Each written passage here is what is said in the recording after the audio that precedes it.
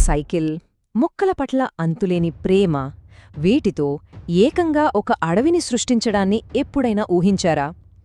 ఈరోజు మనం సరిగ్గా ఇదే చేసి చూపించిన ఒక అసాధారణ వ్యక్తి కథను తెలుసుకోబోతున్నాం. 1,000,000 చెట్లు. అబ్బా, వింటుంటేనే ఆశ్చర్యంగా ఉంది కదూ! ఇంత పెద్ద సంఖ్య. అసలు ఇన్ని చెట్లను నాటాలంటే ఎంతటి పట్టుదల, ఎంతటి అంకితభావముండాలి? దరిపల్లి రామయ్య గారికి ఇది కేవలం ఒక అంకె కాదు, అదే ఆయన జీవితాశయం. మరి ఈ మహాయజ్ఞానికి ఆయన ఉపయోగించిన పరికరాలేంటో తెలుసా? ఒక మామూలు సైకిల్, కొన్ని సంచుల్లో మొక్కలు, అస్సలు ఓటమి ఎరుగని ఒక గొప్ప సంకల్పం, అంతే. సరే, ఇక అసలు కథలోకి వెళ్దాం. ఇది ఖమ్మం జిల్లా రెడ్డిపల్లి అనే ఒక చిన్న ఊర్లో మొదలైంది. అక్కడ ఒక ఆయన ఉండేవారు.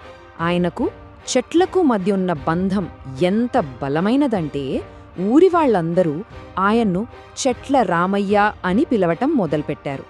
ఆయన పేరుతో చెట్టు కలిసిపోయిందన్నమాట. అయితే ఆయన సాధించిన ఈ విజయం ఎంత గొప్పదో పూర్తిగా అర్థం చేసుకోవాలంటే ముందు మనం ఆయన పని మొదలుపెట్టినప్పుడు అక్కడి పరిస్థితులు ఎలా ఉండేవో చూడాలి. ఒకవైపు చూస్తేనేమో బీడువారిన నేలలు, మరోవైపు పచ్చని అడవి. తెలంగాణలో వాతావరణం చాలా వరకు వేడిగా, పొడిగా ఉంటుంది. అలాంటి చోట పచ్చదనాన్ని నింపడమంటే మాటలు కాదు.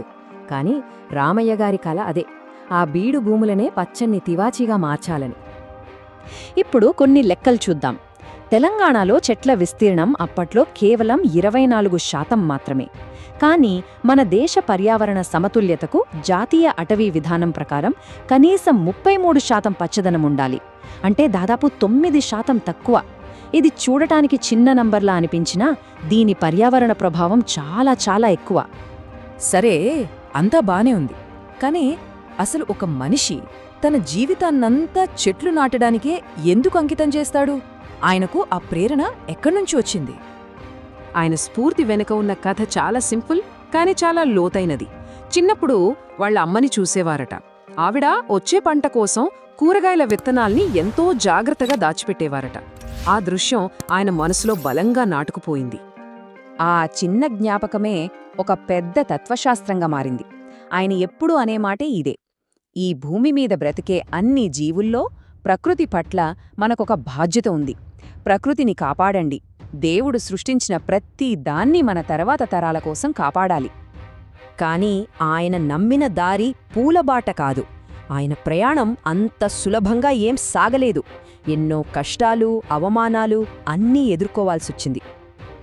ఆయన చేస్తున్న పనిని అర్థం చేసుకోలేక కొందరు స్థానికులు ఆయన్ను పిచ్చివాడు అని ఎగతాళి చేసేవాళ్లు.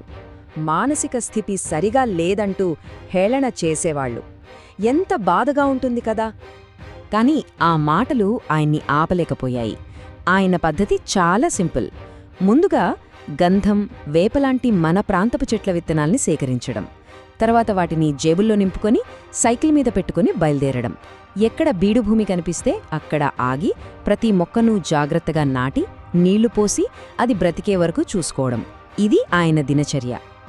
ఈ నిబద్ధత ఎంత తీవ్రమైనదంటే తన లక్ష్యం కోసం విత్తనాలు, మొక్కలు కొనడానికి డబ్బులు సరిపోకపోతే తన కుటుంబానికి ఉన్న 3 ఎకరాల భూమిని కూడా అమ్మేశారు. ఈ విషయంలో ఆయన భార్య జానమ్మగారు కూడా ఆయనకు పూర్తి మద్దతుగా నిలిచారు. ఇలా దశాబ్దాల పాటు ఆయన చేసిన నిస్వార్థ సేవను చివరికి ప్రపంచం గుర్తించక తప్పలేదు. ఎగతాళి చేసిన నోళ్లే పొగడటం మొదలుపెట్టాయి. గుర్తింపు నెమ్మదిగా మొదలైంది. 1995లో సేవా అవార్డు, 2005లో వనమిత్ర అవార్డు, అలా కొనసాగి 2017లో పద్మశ్రీతో అది శిఖరస్థాయికి చేరింది. పద్మశ్రీ మన దేశంలో ఇచ్చే అత్యున్నత పౌర పురస్కారాల్లో ఒకటి. అవును, ఒకప్పుడు పిచ్చివాడు అనిపించుకున్న ఆయనే 2017లో భారత రాష్ట్రపతి చేతుల మీదుగా పద్మశ్రీ పురస్కారాన్ని అందుకున్నారు. దేశ పచ్చదనాన్ని పెంచడానికి ఆయన చేసిన సేవకు దక్కిన గొప్ప గౌరవమది. 2023లో ఆయన మనల్ని విడిచి వెళ్ళిపోయినా రామయ్యగారు నాటిన విత్తనాలు మొక్కలుగా, చెట్లుగా పెరుగుతూనే ఉన్నాయి. ఆయన స్ఫూర్తి ఇంకా జీవించే ఉంది. ఇంతకన్నా గొప్ప విషయం ఏంటంటే ఆయన జీవిత కథ ఇప్పుడు తెలంగాణలో 6వ తరగతి పిల్లలకి ఒక పాఠం. అంటే ఆయన మిషన్ ఇప్పుడు భావితరాలకు స్ఫూర్తినిస్తూ ఒక పాఠ్యాంశంగా మారిందనమాట. ఆయన జీవితాంతం నమ్మిన సిద్ధాంతం ఆయన ఎప్పుడూ మెడలో వేసుకునే ఒక బోర్డు మీద రాసుండేది. వృక్షో రక్షతి రక్షితః. చాలా సింపుల్.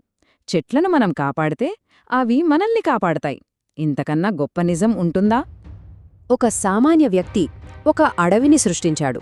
రామయ్య కథ మనందరి ముందు ఒక పెద్ద ప్రశ్ననుంచుతుంది. ఆయన ఒక విత్తనం నాటారు. మరి మనం నాటబోయే తర్వాతి విత్తనమేంటి?